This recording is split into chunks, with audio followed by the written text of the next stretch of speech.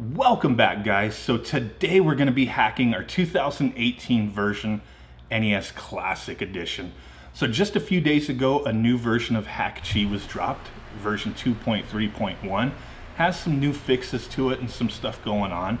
So I figured, you know what, it's time to go ahead and hack my new NES Classic Edition. A lot of people were reporting to me that they were having issues using older versions of Hakchi with the new version NES Classic Edition. They were getting MD5 errors while they were dumping the kernel and a few other issues. I haven't experienced any of that, and I don't know if that's necessarily a widespread problem, but with this new version Hakchi, it fixes those issues. So that's a definite good thing.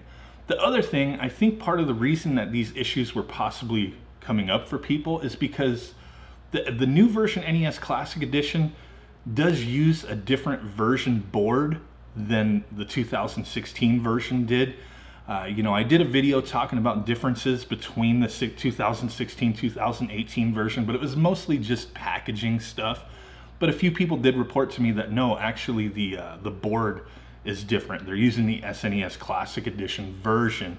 Now, really, the SNES Classic Edition version was the same as the 2016 NES Classic Edition, but a few minor differences, a few things located in different spots.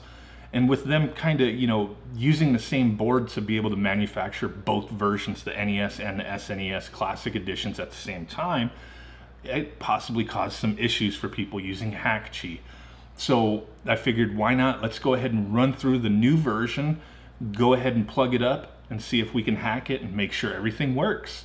So the only things you're going to really need for this is going to be your NES Classic Edition, obviously, and your micro USB cable that either came with it or you can use any other one that you have. So we're going to go ahead and download the new version of Hakchi. Link will be in the description. Very easy stuff. So let's go ahead and jump on over to the PC and get this system hacked. Okay guys, so the first thing you're going to want to do to get ready to hack your NES Classic Edition, or for that matter, your Super Nintendo Classic Edition, and with the NES, it's not going to matter if you got it in 2016, 2017, or 2018. There will be no issue using this version Hakchi. You'll navigate to this page, this GitHub page for Cluster M's Hakchi.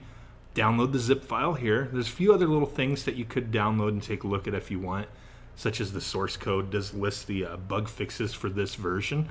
But once you have downloaded that zip, go ahead and unzip it and you will get the Hakchi 2.31 folder. The other thing I highly recommend doing is getting, the games you want to add to your system organized. So for me, I'm only going to add a handful of NES ROMs for this specific tutorial.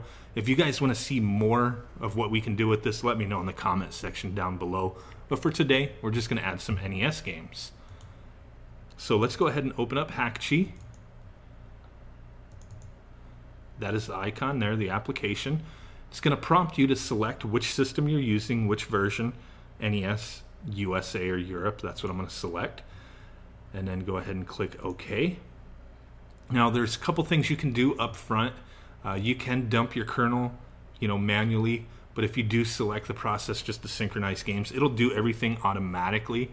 But I highly recommend making sure you dump your kernel, which I have already done. I have it right here. It's nice to have a backup of the kernel just in case you want to revert back to the stock way your system was. So what we're going to do is we're going to go ahead and click Add Games to search for the games. So find the games that you're going to add, select them all, and then hit Open. So it might ask you if you want to patch some games or give you errors on games that most likely won't work using the stock emulator. I'm going to go ahead and patch whatever it asks me to patch. No big deal. And it's going to go ahead and process the games and add them to the list. So we have them added to the list. We're not done yet. So from here, let's go ahead and take a quick look at the other things you can do before we add these games. Like I said, you can dump or flash your original kernel. Once you have that backup of your kernel, you can go ahead, if you go through this whole process that we're talking about and you want to go back to stock, you would just click Flash Original Kernel as long as it's in that dump folder that will be created in the Hakchi folder. So other things we can do, you can install extra modules. Basic stuff that they have on here is just the extra space, the music, password, remove thumbnails, and SNES custom filters. There are other modules that you can install. If you want to see all that, we can look at that in a future video. Right here you can choose your language, your console type, your page and folder structure. So there's a lot of folder structures and whatnot. If you disable it, it just puts everything together. If you go to automatic, which is kind of what I like to use personally, it'll intermingle all the games you add with the original games on there and put them through an alphabetical order. Depending upon how many games you have, there may be folders that you have to click to find the rest of the games. If you just click disable page folders, everything will just be there. So we'll go ahead and do that for just the sake of this tutorial. Disable the structure, the page and folders, and see how that looks. Like I said, that's really gonna depend upon how many games you add on how it looks. But if you're taking this further and adding other systems and whatnot, definitely using structures is kind of what you want to do.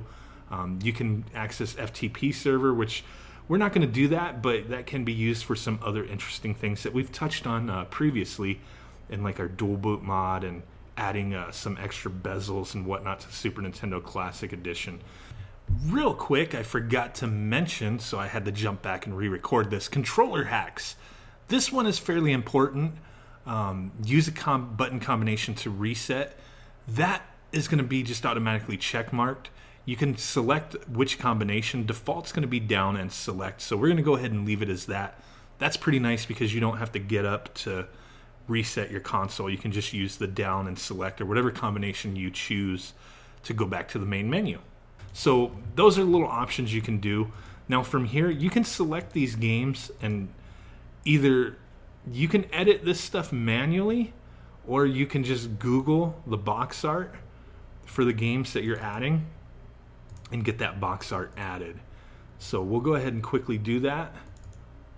Okay, so once you have your box art Googled, or you could browse and use your own, you'll go ahead and select synchronize selected games. Now, before that, if you decided, you know what, I don't want a couple of these games, you can just uncheck mark them and they won't synchronize. But we've got our box art for everything, got the games I want to add, so I'm going to go ahead and select synchronize. Now, the first thing it's going to do is actually flash the custom kernel. You only need to do this once, and since we have not done that with this system yet, we have to do it this time. So this process can take a minute or two, but it is required. So we'll go ahead and click yes. And then it's going to give us the prompt to make sure the power button is switched off, connect or reconnect your NES or Super Nintendo to the PC, hold reset, and turn on the power button.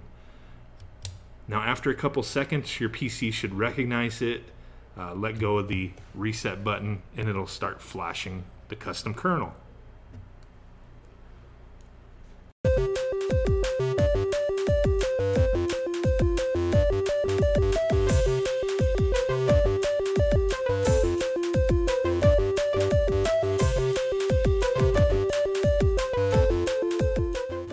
Okay, now that that's done, go ahead and click OK.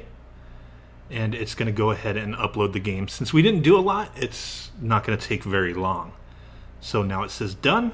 Click OK. And our system should reboot. If you have it plugged into your TV right now, you can see the changes that were made. So let's go ahead and swap on over and take a look at what has happened here. Okay, so here's our NES Classic with some added games. Adventure Island, Battletoads, Bonk's Adventure, some of the sequels to some of the games that didn't have the complete set of games. Pretty sweet stuff, everything in alphabetical order. Very awesome stuff. So this hack has been around for a while now, and it is definitely something sweet to get the most out of your system.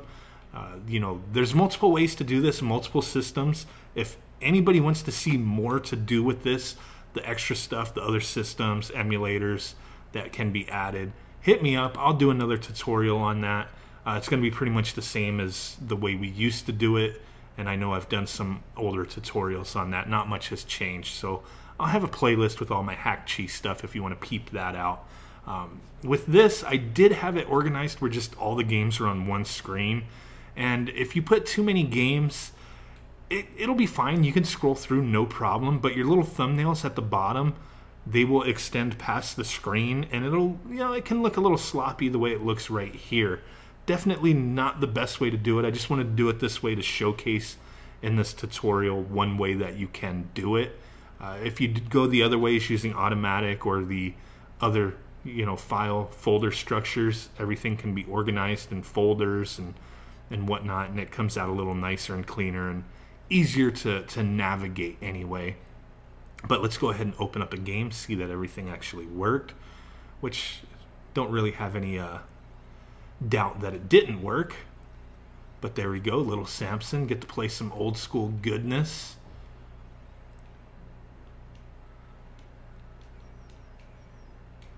Definitely really sweet to be able to add extra games. I like keeping the NES Classic with just NES games. My Super Nintendo Classic, I pretty much did the same thing. Only added Super Nintendo, but I did do the dual boot mod, which is pretty cool. You know, you can have the NES Classic and the Super Nintendo Classic. You can boot between the two, and I think that's pretty sweet. So the one thing I did mention earlier that I re-added, or that I added to this video, was the controller hacks. So down and select, we'll exit out of the game. Right to the main menu, we can save our suspend point if we so choose. That works, and then we're good. So really do appreciate you guys stopping in. Smash that like button, subscribe, follow me on Twitter, check out my Patreon for as little as $1 a month. Helps out the channel greatly, and we do some awesome giveaways every month. So with that said, guys, thank you, and I will catch y'all next time. Peace out, bye-bye, and boom!